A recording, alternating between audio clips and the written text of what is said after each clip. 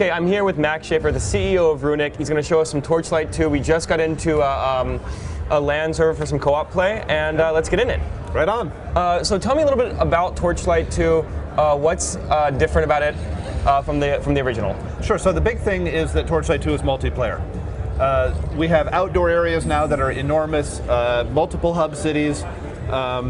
It's just a much, much bigger game than Torchlight 1 was. Torchlight 1 took place under a city, and it was all in a dungeon.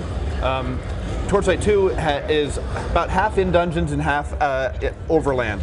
And it's got to be 3 times bigger than Torchlight 1 was in total area right now. So, and was that obviously, was that something that is a conscious decision, but was it something that you wanted in the original game as soon as it was released, that, oh, we feel like this is a wider world that we want to explore, there's more out there?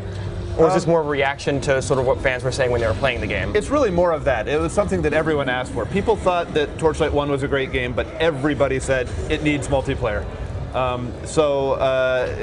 It was a pretty easy decision for us to do that. I think that we made the conscious decision the first time around to make it a single-player game, just so we could get the game out there faster and get people playing Torchlight, and then we could start working on the multiplayer game. So we're happy to be doing it now, though, and we're going to have LAN play. We're going to have also internet play based on a matchmaking service. Right, that's one of the biggest new features is the co-op play. Yes. Could you talk a little bit about how it's going to work over LAN and over internet, and what we can expect to see, how many players maybe we can get into a single game? Right. So the internet play, what you'll do is you'll click on the internet button, and you'll be presented with a list of games that you can filter by level, by a level range or your buddy list or whatever to get the a decent list of games, and you'll just join and you'll pop into a game with other people.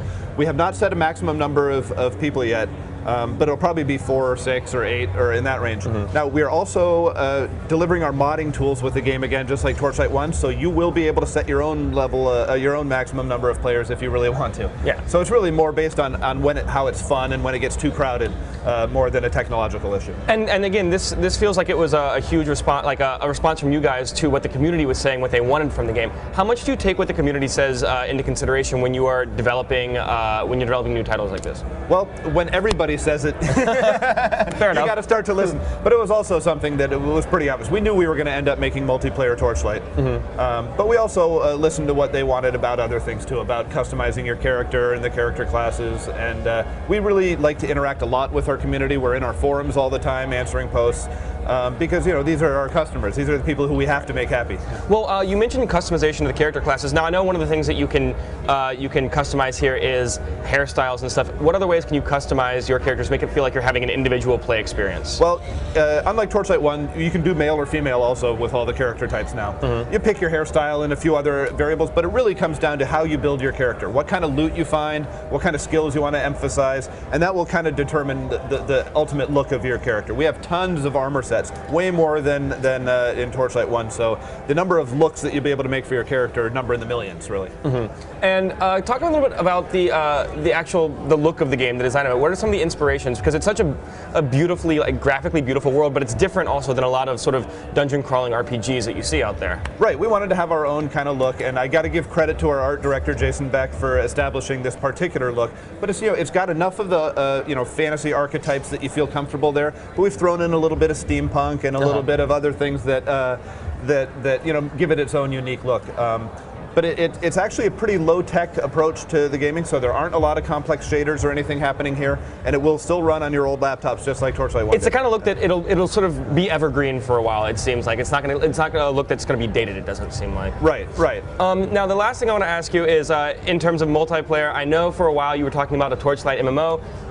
Is there anything still being developed with that? Is there any news on that front? It's still in the planning and theoretical stages. We think there's a lot of cool things you could do with this style of game in an MMO setting that we can't wait to get to, but we're really focusing right now on Torchlight 2 and getting it done and done right.